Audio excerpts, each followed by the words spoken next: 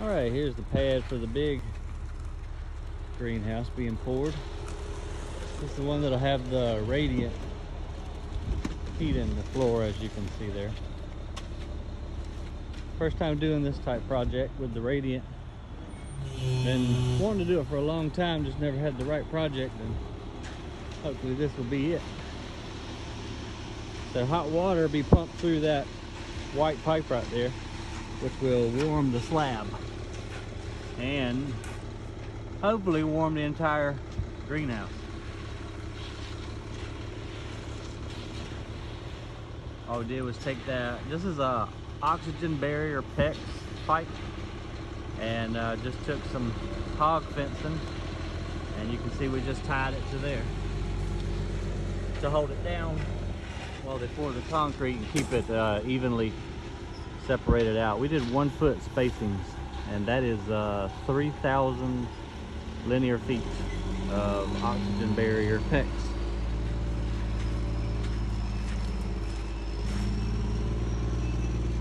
So we ran we bought them in 300-foot rolls because that's as far as you want to go with 1/2 inch before you lose too much heat.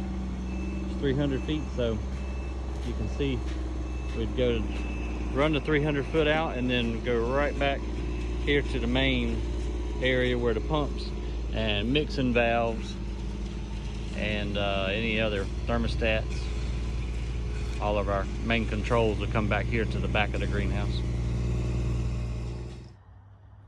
Here is our panel inside the greenhouse. Just wanted to show you the manifolds and how this thing actually works. So coming from the stove, you've got your hot line, which is this one here, coming in, and it goes along the floor over here to this heat exchanger. So it comes in the bottom and then comes out the top, goes up into a mixing valve. So this is where our straight hot water goes to the mixing valve, where it's mixed with the cold water coming back from the floor.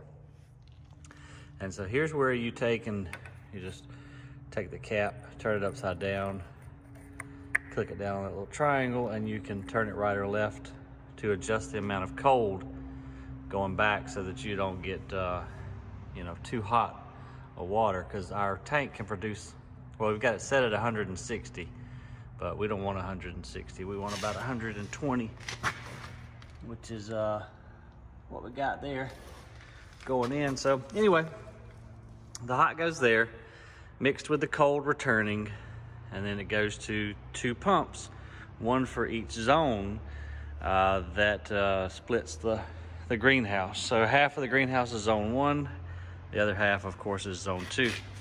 The cool thing about this system is this heat exchanger. So as the hot passes through it, you can then use this to heat other water. So when our city water, which is potable water, drinking water, comes in, we simply just run it through the heat exchanger, and we can go to sinks, and go to whatever you want, wherever you need hot water. In this case, we're gonna go to sinks, and also it will go to the irrigation, which will be overhead, ran down to the plants. So pretty awesome deal there. You can heat the greenhouse through radiant in the floor, and then you have essentially free hot water for your plants and your uses in your sink. The only negative to this is during the summertime, of course, you're not going to be burning your stove, so unless you do, you're not going to have hot water for your sink and plants. But for us, that's not going to matter a whole lot. Anyway, you can see these 2 Taco 0015 E3 pumps, and they simply just go into a manifold. Right there shows you how much water flow we've got going through each pipe.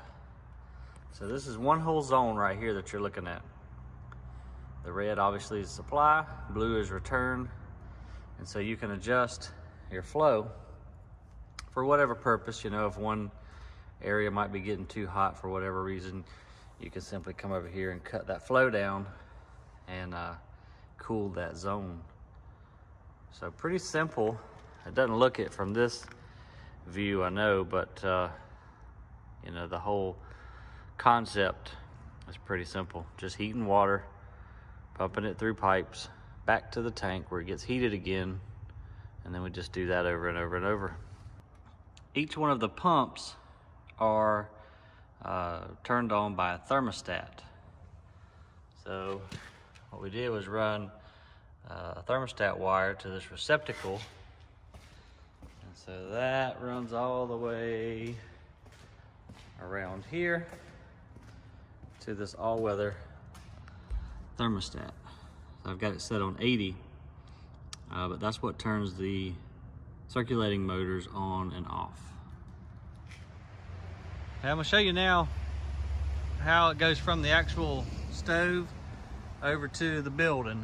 You can see we come out the bottom of the stove there, we trenched over, and of course we did this before we poured our slab, but we just stubbed up right through the slab, and this is looks like a 6-inch really well insulated pipe. I think that's really the key to not losing too much heat as your water is going to the heater or to the heat exchanger, and then obviously returning to the heater. You want to keep that as insulated as possible to minimize your heat loss. It's less work for the stove to do. So here is our supply and return line we looked at earlier, and we just use some simple strapping. Strap it to the building, and then that goes up to some brass elbows, and then inside the building to the PEX. So simple as that. And then we'll silicone around it to keep it from leaking, and put some insulation around that those brass fittings.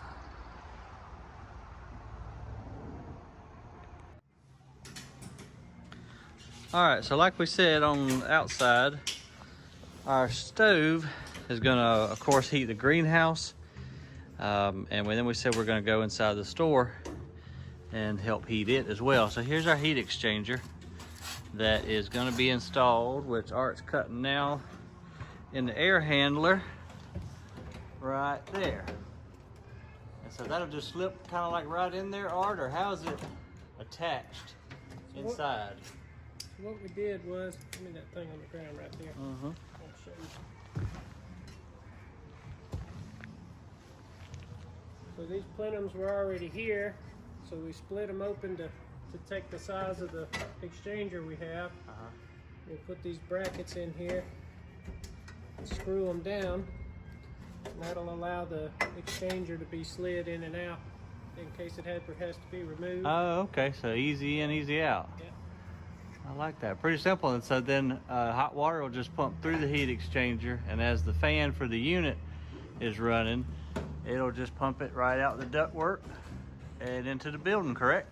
Yes, sir. That's simple enough. And what's the temp of the water to be going through the exchanger? About 160 degrees. All right, cool. So 160 degrees coming from the stove through the heat exchanger, and then simply air is just pushed across that and distributed throughout the building, hopefully saving us a bunch of money on our electric bill.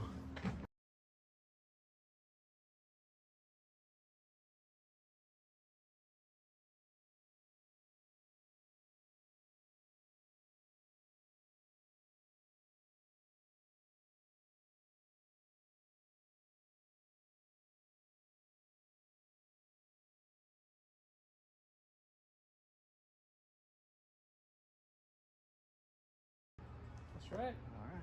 It's a lot easier than I had anticipated. We were just outside looking where we're going to bring it through the wall right over there. Come up about, I don't know, 12, 15 feet or so. And you say you're going to come through it with stainless nipples? Yes. And then you're going to change over to what to get it to the exchanger? PEX. PEX. 1-inch PEX. All right. Cool. It's an exciting day here today, guys. We finally get to put a fire in our Crown Royal 7400 MP wood burning boiler. So we've got it ready, a little bit of wood in there, and as you can hear, filling it up with water. So also got fans going on the greenhouse. Come on, you find Art. Here comes our buddy Art with Clean Sweep, right? Clean Sweep? Yeah, Clean Sweep. Out of Newberry, South Carolina. So Art, I was just telling the folks, we got her filling up with water. Got us a little pile of wood in there we're gonna light up here in a little bit and see how this thing works. I've been wanting to do this for how many months now? I know. I had the valves on. You could have shut the valves off and started a fire for funsies. I was going to, but I said, no, if I could, then this is my fat one.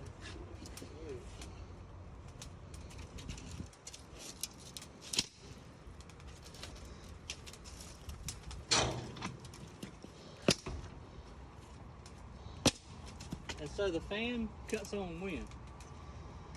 When it reaches your set temperature, when it drops below what you got to see that. Something's running now. I just kicked it off.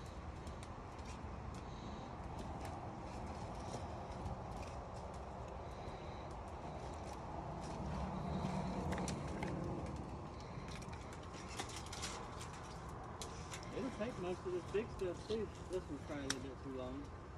Yeah, that's a good one. I know. This thing is deep.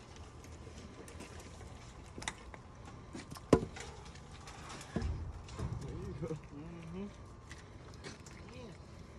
Yeah, that's $6 right there. Yeah, hand prices are sure is, ain't it?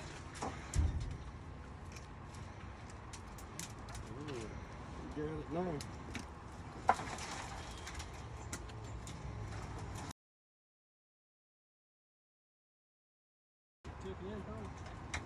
I know. There's some nice ones now. Look at them. All right, so the fan's on, and it's going down from the Top fan's on.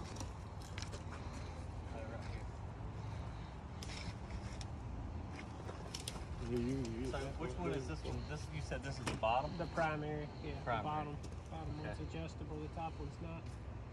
And so why wouldn't you want to put it on high when you're trying to get it? So usually you'd run it on high, like if you're burning greener wood, Yeah. and you need more air. But it's kind of like a carburetor. You're looking for a good fuel to air ratio. I got you. So usually set it about 2 o'clock. Okay. And then so the top fan is automatic, you say? Yeah, and it's single speed. Okay. So what temperature do we want it to kick on at? Top fan. Well, they both come on together. Oh, okay. That just controls the speed on the Speed bottom of them fan. both. Yeah. Oh, just on the bottom fan. Yeah. That's pretty awesome, man. Oh, do I need to put the plug back in top? You can, but it's probably Already gonna did. push some water out to start with. Yeah. I already did. Oh, you did? Oh, he already put it in. Okay. So we Oh, just you watched talking about that. the How fan. often do we have to fill it? I mean, what kind of water loss will we have? Couple times a year, Oh, that's it. and when you fill it, you'll put maybe 4 or 5 gallons in. So that's pretty minimal loss. Yeah. Since it's an open system, it's really just evaporation. You don't get any. It doesn't boil or. It's got nowhere else to go.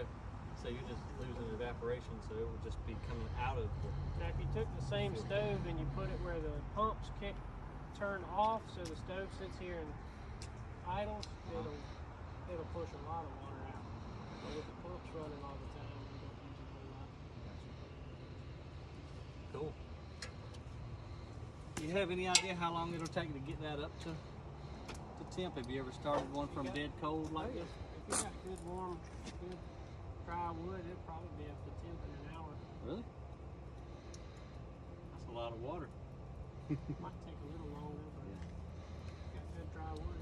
Oh yeah, it born a little bit old. Let's see, you started at 55 degrees. Okay. 55 degrees at 12:15.